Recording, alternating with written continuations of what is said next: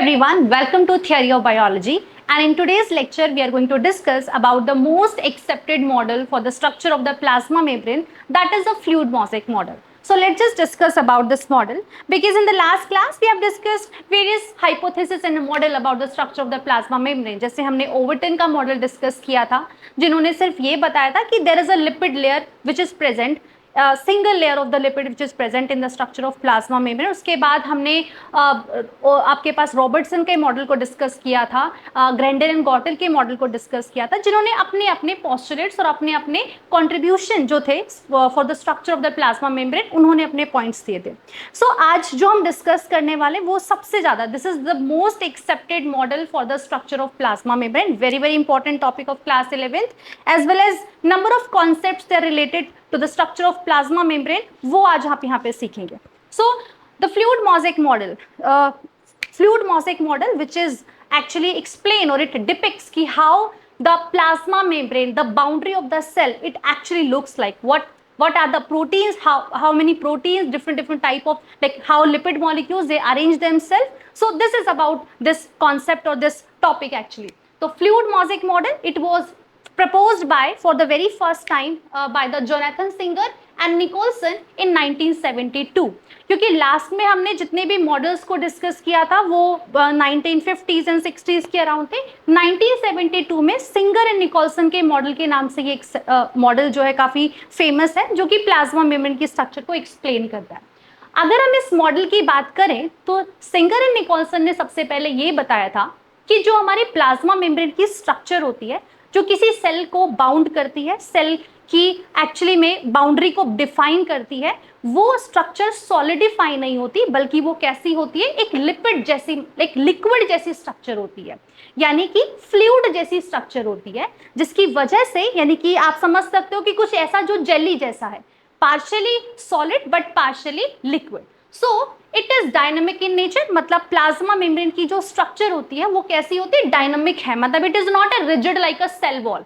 अगर आप plant cell की सेल वॉल की को आप एग्जामिन करोगे तो that is made up of cellulose and pectin and hemicellulose, that makes it more rigid and stiff.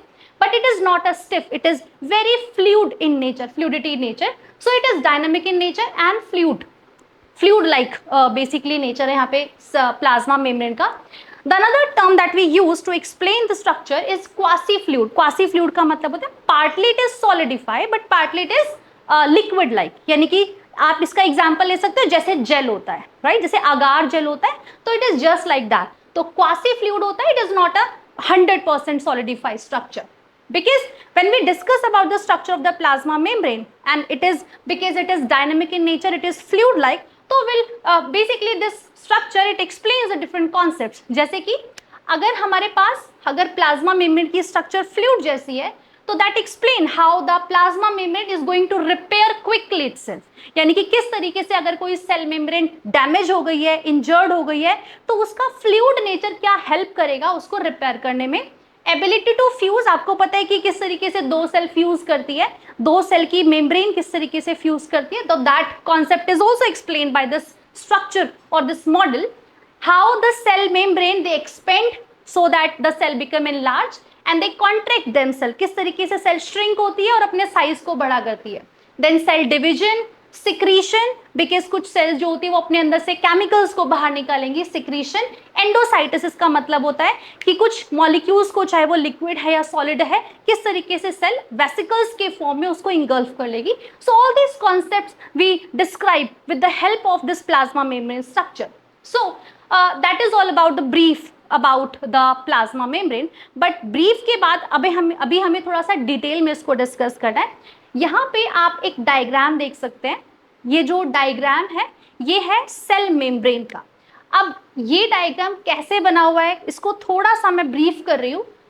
जब आप कोई भी सेल की बाउंड्री को ड्रॉ करते हैं, और ये सेल की बाउंड्री आपकी प्लांट सेल की भी हो सकती है, because in the plant this plasma membrane is present in animal also, plasma membrane is present. So this membrane it is actually made up of lipids and protein. देखिए इसमें carbohydrate भी present होते हैं, but majorly we are gonna talk about only these molecules, that is lipid molecule and the protein molecules. So this cell it is having two sides. अगर आप इस cell की बात करेंगे तो इसकी दो साइड्स है. एक तो है ये जो साइटोप्लाज्म जहां पे प्रेजेंट होता है उसको हम बोलते हैं इंट्रासेल्युलर फ्लूइड. इसको हम बोलते हैं इंट्रासेल्युलर फ्लूइड, यानी कि ये वो फ्लूइड है जो कि सेल के अंदर प्रेजेंट है, जिसको आप साइटोसोल भी बोल सकते हो, राइट. अगर आप इस मेम्ब्रेन की बाहर की बात करेंगे तो ये इसका एक्सटर्नल एनवायरनमेंट है, या फिर हम इसको बोल सकते हैं एक्स्ट्रा सेल्युलर फ्लूइड. यहां पे मैंने इसको लिखा हुआ है. तो आप इस चीज को, इस डायग्राम को या इस छोटे से पीस ऑफ डायग्राम को इस तरीके से समझ सकते हैं कि मैंने सिर्फ इतना सा पोर्शन जो है आपको जूम इन करके आपको दिखाया, ठीक है. सो ये है आपके पास एक लिपिड बाइलेयर मॉडल, और we can say the fluid mosaic model. एक और चीज यहाँ पे मैं आपको डिस्क्राइब करना चाहूंगी कि why this model is known as a fluid mosaic model. Mosaic का मतलब होता है if we want to decorate something तो we need a small small pieces of any material, may be वो ग्लास हो, मे बी वो stone हो. तो जब हम किसी बड़ी सी चीज को, बड़े सरफेस को छोटे छोटे पीसेस को यूज करके उसको बेसिकली कवर अप करते हैं या उसको डेकोरेट करते हैं, तो उस पैटर्न को, उस अरेंजमेंट को मोज़ेक बोलते हैं. तो यहाँ पे हमने मोज़ेक किस टर्म में यूज किया, because there is a small unit of lipids and as well as the proteins they are also going to be present. So how they arrange themselves, this arrangement it is a mosaic type, right. It is not कि बहुत ही ज्यादा systematic तरीके से arrange है, but randomly protein molecules plasma membrane में या lipid molecules के अंदर एम्बेडेड है through out this structure. So that's why it is known as a fluid mosaic model. Okay, now let us talk about here. इस particular lipid bilayer में देखिए there is a two leaflet. अगर आप यहाँ पे इस structure की बात कर रहे हैं तो ये आपके पास जो लिपिड बाइलेयर या बाई लिपिड लेयर, यहाँ पे this one is one lipid molecule, this is another lipid molecule. So we have double layers, right, double layer of lipid. So this is bi lipid layer, right. ये जो black colour के हैं आपके पास molecule, इसके structure को भी हम बहुत अच्छे से डिटेल में डिस्कस करेंगे, बट मैं थोड़ा सा ब्रीफ आपको यहाँ पे करना चाहूंगी. उसके बाद जितने भी आपको एक कलर्ड स्ट्रक्चर दिख रही है, they all are present, they all are proteins actually. So different type of proteins are performing different function. जैसे कि अगर आप इस वाले प्रोटीन की बात कर रहे हैं तो ये प्रोटीन पूरा का पूरा अक्रॉस द मेम्ब्रेन प्रेजेंट है, यानी कि ये प्रोटीन जो है इसका ये टच कर रहा है एक्स्ट्रा सेलर फ्लूइड को भी, और ये जो है इंट्रासेलर फ्लूइड के कांटेक्ट में भी है. तो this is actually transmembrane protein, right. और ट्रांसमेम्ब्रेन प्रोटीन का मतलब होता है जो पूरी प्लाज्मा मेम्ब्रेन को क्रॉस कर रहा है. ओके, इसका एग्जाम्पल है जैसे कि जितने भी हमारे आयन चैनल प्रोटीन होते हैं, अगर बाहर के एक्स्ट्रा सेलर फ्लूइड में sodium ion, potassium ion, calcium ion, जितने भी मॉलिक्यूल्स हैं, अगर वो सेल के अंदर आना चाहते हैं तो ऑब्वियसली उनको किसी पर्टिकुलर चैनल के थ्रू एंट्री लेनी पड़ेगी, and these channels they are made up of protein. Plasma membrane की स्ट्रक्चर जो है वो सेलेक्टिवली परमेएबल होती है. सेलेक्टिवली परमेएबल का मतलब ये होता है कि not all the molecules are allowed to enter inside the cell. हर एक मॉलिक्यूल को एंट्री नहीं मिल सकती, only specific molecules are allowed to enter inside the cell, and that is the important feature of the plasma membrane. Otherwise तो cell का जो ionic जो आपके पास पोटेंशियल होता है वही डिस्टर्ब हो जाएगा. So that's how the plasma membrane maintain its ionic gradient, right. So this is the basic concept ki how the intracellular fluid and the extracellular fluid, the ionic concentration which is present here and the ionic concentration which is present here, they are going to balance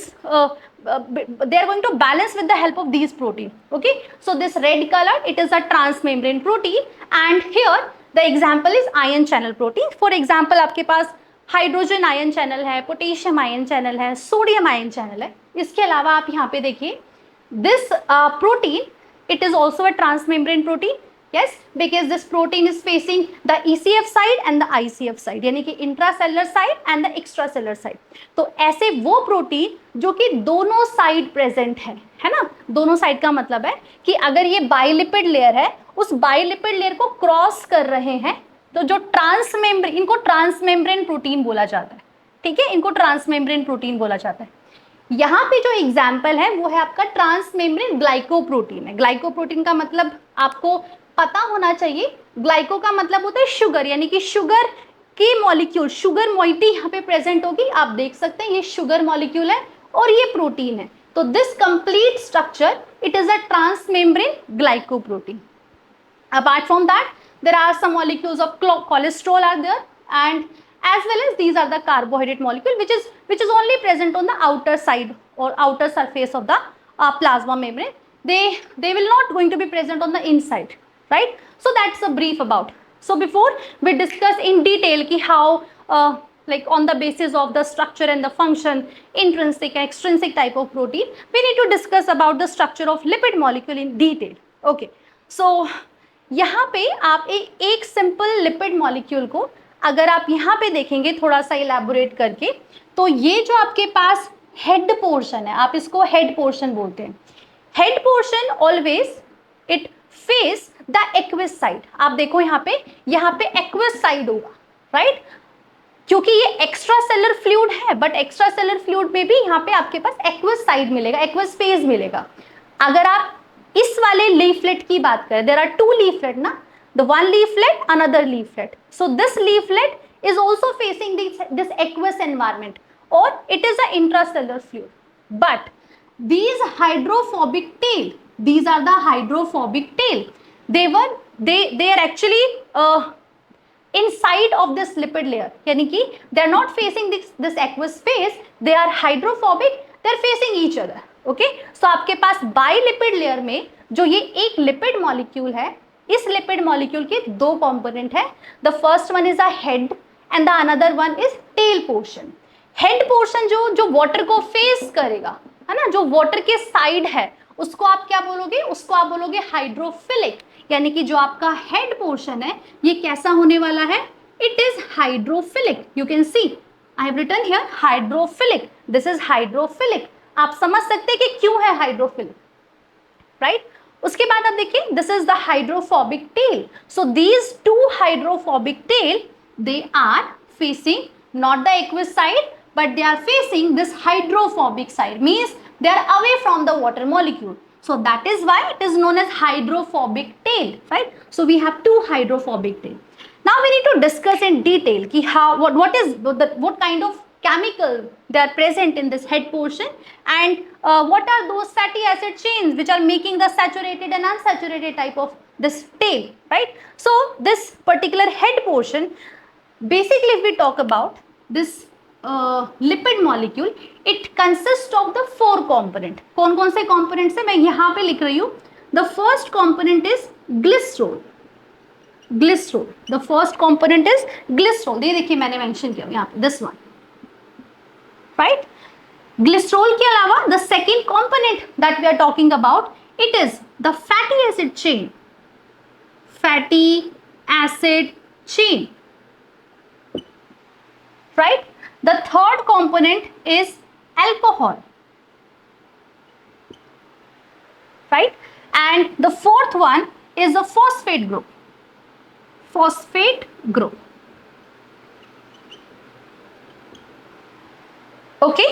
So आप इस four components को आप यहाँ पे देख सकते हैं. कैसे देखेंगे? देखिए, अगर आप हेड पोर्शन की बात करें तो हेड पोर्शन को बनाने वाले कौन से कंपोनेंट है? वी हैव फॉस्फेट, और एक्चुअली में फॉस्फेट के साथ ही अटैच होता है अल्कोहल. फॉस्फेट के साथ अल्कोहल अटैच होता है, ठीक है? इसके बाद आपके पास ग्लिसरॉल मॉलिक्यूल भी आपके हेड पोर्शन में ही प्रेजेंट है. ग्लिसरॉल मॉलिक्यूल का स्ट्रक्चर, केमिकल स्ट्रक्चर मैंने आपको बताया था. It is CH2OH, CHOH and again CH2OH. So this is the glycerol molecule. यहाँ पे मैंने ये डायग्राम बनाया हुआ है, राइट? तो ये जो ग्लिसरॉल मॉलिक्यूल है, इस ग्लिसरॉल मॉलिक्यूल के पास कितने कार्बन है? 1, 2 and 3. So we have 1, 2 and 3. If we want to attach the hydrophobic tail, देखिए हाइड्रोफोबिक टेल क्या होती है? आपके पास हाइड्रोजन एंड कार्बन की बनी हुई एक लॉन्ग चेन है. ये देखिए, ये जो इस तरीके से मैंने जिगजैग स्ट्रक्चर ड्रॉ की है, ये क्या है? These are made up of hydrocarbon chain, यानी कि बहुत सारी कार्बन की बनी हुई एक हाइड्रोकार्बन चेन है. जो हाइड्रोकार्बन चेन ये वाली है, ये आपके पास सैचुरेटेड फैटी एसिड की चेन है. सैचुरेटेड फैटी एसिड का मतलब क्या हुआ? यानी कि इस हाइड्रोकार्बन चेन में सिर्फ सिंगल बॉन्ड प्रेजेंट है. सिंगल कार्बन, यहाँ पे हाइड्रोजन बॉन्ड प्रेजेंट रहने वाले हैं. यहाँ पे डबल बॉन्ड नहीं प्रेजेंट है.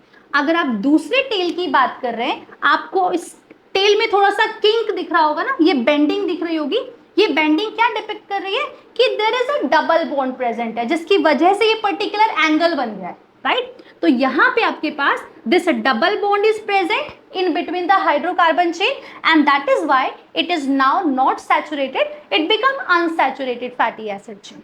सो इट इज वेरी इंपॉर्टेंट, मैं थोड़ा सा क्लास 11 से डिटेल में जा रही हूँ so that the basic concept you cleared about the structure of the lipid molecule, because आप ज्यादा पढ़ोगे तब आपको चीजें ज्यादा अच्छे से समझ में आएंगी।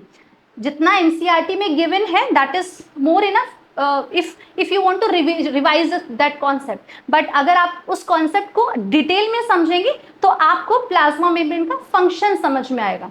मैं हमेशा से बोलती हूँ कि सेल बायोलॉजी में अगर आप सेल की स्ट्रक्चर को समझ जाएंगे तो उसके अलावा आपको लिए जेनेटिक्स, इसके अलावा आपके लिए इम्यूनोलॉजी, एंजाइमोलॉजी सब समझना ईजी हो जाएगा। हम इसलिए इसको डिस्कस कर रहे हैं। अगर आप एक लिपिड मॉलिक्यूल की बात करेंगे तो उसके हेड पोर्शन में आपके पास क्या क्या प्रेजेंट है, फॉस्फेट प्रेजेंट है, ग्लिसरॉल प्रेजेंट है, अल्कोहल प्रेजेंट है, यानी कि 3 कंपोनेंट तो हेड पोर्शन में प्रेजेंट है। लेकिन जो आपके पास हाइड्रोफोबिक टेल वाले पोर्शन है, ये टेल वाले पोर्शन, ये दोनों के दोनों जो है आपके पास इस तरीके की चेन बना रहे हैं, जो कि इसका hydrophobic side, this one is hydrophilic. Hydrophilic का मतलब होता है जो वाटर अट्रैक्टिंग साइड होती है, ये होती है वाटर हेटिंग साइड, यानी कि ये इसके इस पोर्शन के लिए वाटर की एफिनिटी होगी, ये वाटर को अट्रैक्ट करेगा, राइट। इसीलिए हेड पोर्शन यहां पर है, यहां पर। अगर ये हेड पोर्शन हाइड्रोफोबिक होता तो हेड यहां होता और टेल बाहर होती। सपोज करो अगर टेल हाइड्रोफिलिक होती तो उल्टा होता, इसकी स्ट्रक्चर जस्ट ऑपोजिट होती। Clear about this?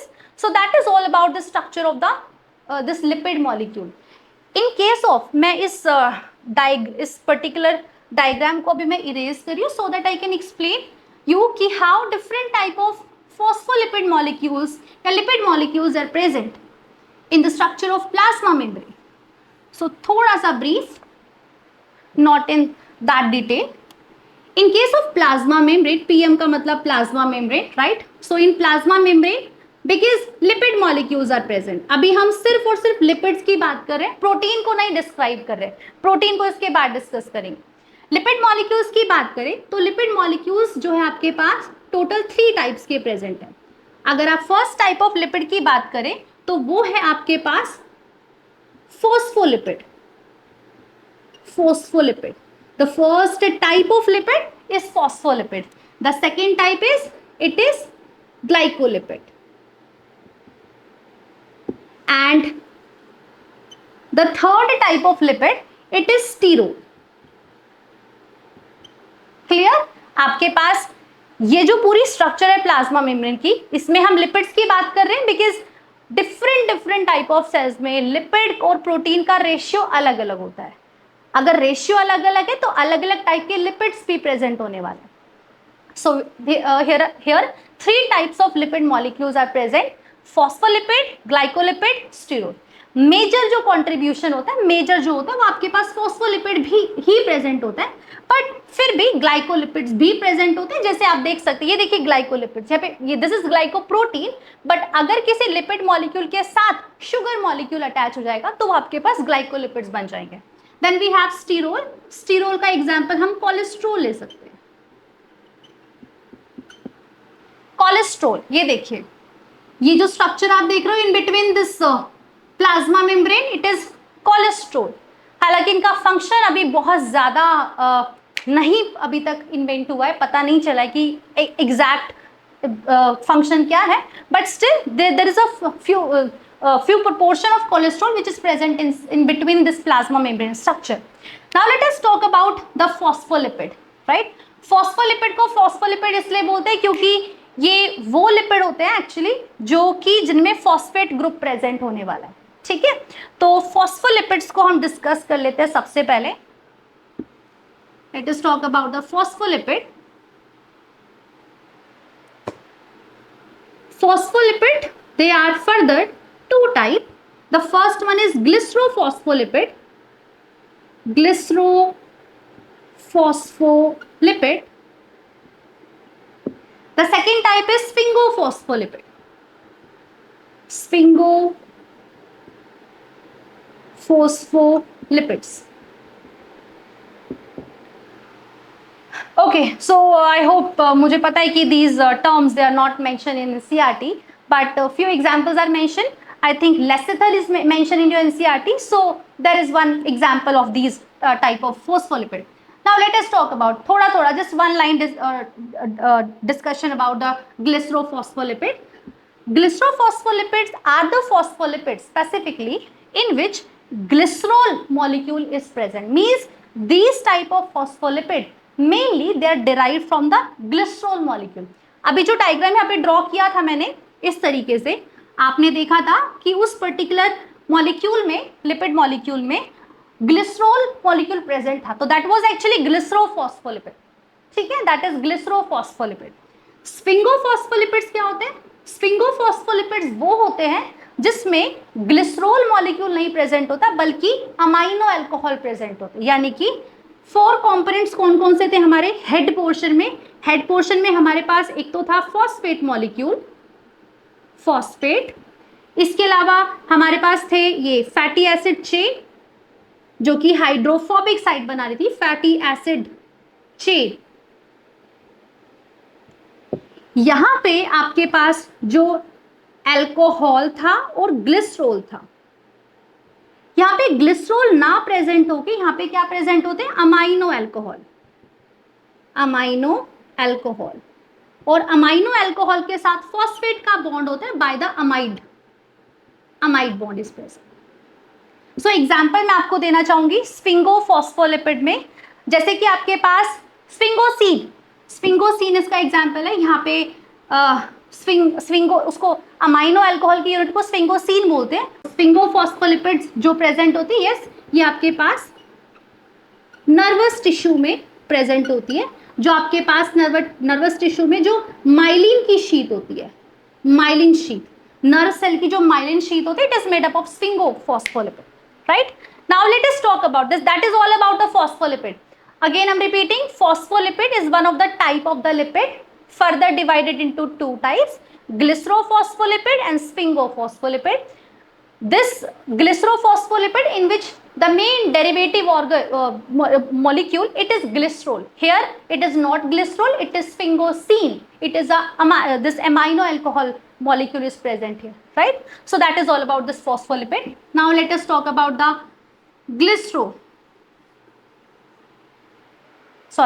glycolipids. The second type of lipid, it is glycolipid. As the name suggests, glyco मतलब शुगर, यानी कि कार्बोहाइड्रेट मॉलिक्यूल प्रेजेंट होंगे लिपिड के साथ. ठीक है, एग्जाम्पल है हमारे पास जैसे कि cerebroside and ganglioside. Ganglioside, right? Cerebroside and gangliosides ये हमारे नर्वस टिश्यू का कंपोनेंट होता है, उनके प्लाज्मा मेम्ब्रेन का कंपोनेंट होता है एक्चुअली में. सेरिब्रोसाइड की बात करें तो यहाँ पे जो लिपिड मॉलिक्यूल के साथ जो शुगर मॉलिक्यूल प्रेजेंट रहेगा, मैंने बताया ना कि ग्लाइकोलिपिड है तो शुगर और लिपिड ये दोनों साथ में मिलके प्लाज्मा मेम्ब्रेन की स्ट्रक्चर बनाने में हेल्प करेंगे. तो एग्जाम्पल मैंने कौन सा लिया? जैसे कि सेरिब्रोसाइड. सेरिब्रोसाइड में जो लिपिड के साथ जो शुगर मॉलिक्यूल प्रेजेंट होगा वो आपके पास सिंपल शुगर होगा. Simple one type of sugar, या तो वो ग्लूकोज हो सकता है या वो गैलेक्टोज हो सकता है. सिंपल चेन होगी ग्लूकोज की और गैलेक्टोज की. These are the monosaccharides. I hope you know that. Next is ganglioside. Ganglioside जो आपके पास, ये आपके पास जो शुगर मॉलिक्यूल यहाँ पे प्रेजेंट होंगे, वो शुगर मॉलिक्यूल जो होगी वो ब्रांच्ड स्ट्रक्चर होगी, राइट? वो कैसी स्ट्रक्चर होगी? वो ब्रांच स्ट्रक्चर होगी. और शुगर मॉलिक्यूल जो है वो more than 7 different types of present हो सकते हैं. So that is about the ganglioside. So these are the examples of the glycolipid. Now this third type of lipid that we are going to talk about, it is very simple, which is sterol. Sterol. Sterol, this last type of lipid molecule, it is very simple. In animal cells plasma membrane, the cholesterol, it is present, as you can see in this picture. So these are the cholesterol moiety present in between the structure of lipid. So that is about the sterol. But in case of like in plant cell, cholesterol, it is not present. in plant cells plasma membrane, stigma sterol, or we can say cetosterol. These are the two examples of the cholesterol which is present in the plant cell. So all these facts actually about the types of the lipid molecule which makes the plasma membrane and that play important role. Okay, now the next component of the plasma membrane that we are going to discuss about, it is a type of the protein which is very, very important. Here is one statement given that that statement says कि अगर हम plasma membrane को microscope में देखें, electron microscope में देखें, तो actually में लिपिड मॉलिक्यूल का जो लिपिड लेयर का जो व्यू आता है वो कैसे आता है कि there is a sea of lipids, there is a sea of lipid in between that sea the protein molecules are embedded throughout the plasma membrane structure. So the protein icebergs in a sea of lipid. This is actually the description, the short description of the structure of plasma membrane, how it looks like. So now let's describe this, the how protein are arranged. So as you can see, these red colored, blue colored and these pink colored, these are the lipid molecule, but these are the proteins. So basically we categorize the type of the protein into two types. The first type of protein, if we talk about the protein molecules which is present in plasma membrane, so we have two types. The first one is the integral protein.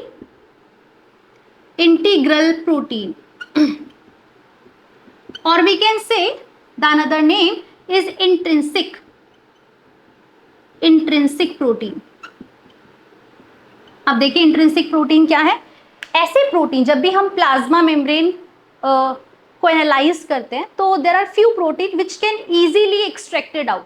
Like अगर हम उनको कुछ ऐसे chemical से जैसे कि high आयनिक strength या लो आयनिक strength, extreme low आयनिक strength या हाई पीएच के सोल्यूशन के साथ ट्रीट करते हैं तो some of the proteins they are not going to be easily come out from the plasma membrane because they are deeply embedded, they are deeply situated in the lipid structure. So these protein are the integral protein, and all the transmembrane protein they are actually the example of integral protein, or we can say the intrinsic protein. So you can see intrinsic protein, these protein are the intrinsic protein, right?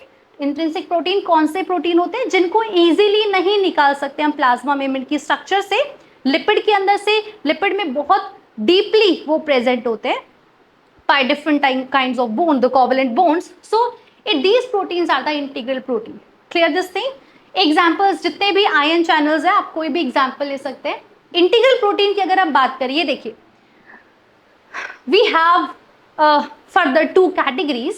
अगर आप इस diagram को देख रहे हो तो ये जो ब्लैक कलर की लेयर है this is a lipid bilayer, और यहाँ पे ये जो रेड कलर का जो थ्रेड आपको दिख रहा है this is the alpha chain of the amino acid. That means it is a protein, it is a protein chain. So ये जो फर्स्ट टाइप का आपके पास ट्रांसमेम्ब्रेन प्रोटीन है या फिर इंटीग्रल प्रोटीन है, ये क्या हो रहा है, ये क्रॉस कर रहा है और there is only one way या a single time it is crossing this plasma membrane.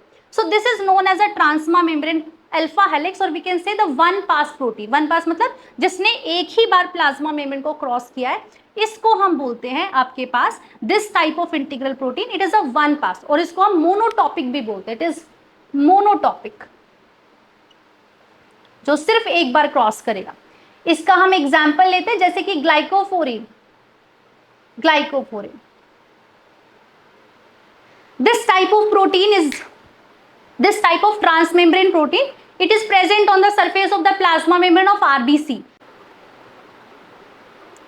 And the other type of transmembrane protein that we have here is this chain of beta, actually this is the beta pleated sheet alpha chain, beta pleated sheet amino acid chain, it is crossing this plasma membrane 3 times. So it is known as a band 3 pass transmembrane protein. And the example of this kind of protein, this is 3 pass transmembrane protein. The example is it is chloride bicarbonate exchanger.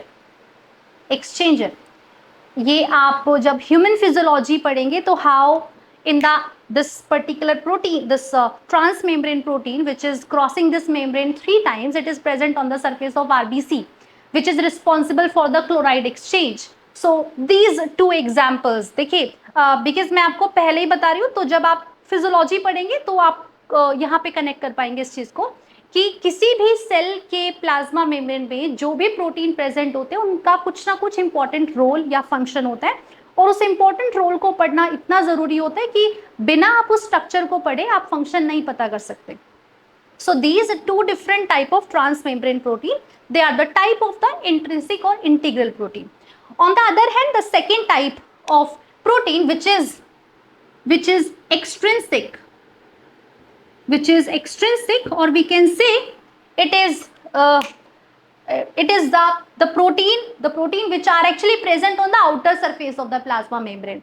अगर आप this extrinsic protein की बात करें तो extrinsic protein ये रहा कि यहाँ पे भी प्रेजेंट हो सकता है. मीन्स अगर आप पोलर हेड की बात करें तो पोलर हेड के दोनों साइड, पोलर हेड आपके पास प्लाज्मा मेम्ब्रेन के, तो दोनों साइड प्रेजेंट हो सकता है. इस पर्टिकुलर डायग्राम में this peripheral protein, yes it is peripheral protein, extrinsic और we can say it is peripheral protein.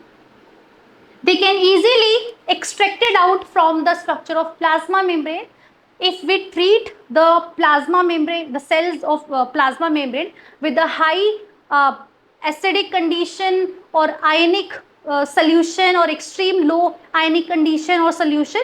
So we can easily extract out because they are present at the periphery, they are present at the corner side, they are not deeply embedded, right? So these peripheral protein we can easily extract out, and they also play important role. An example of peripheral protein is spectrin, right? So the spectrin is the example of peripheral protein here. It is present on the surface of RBC, right?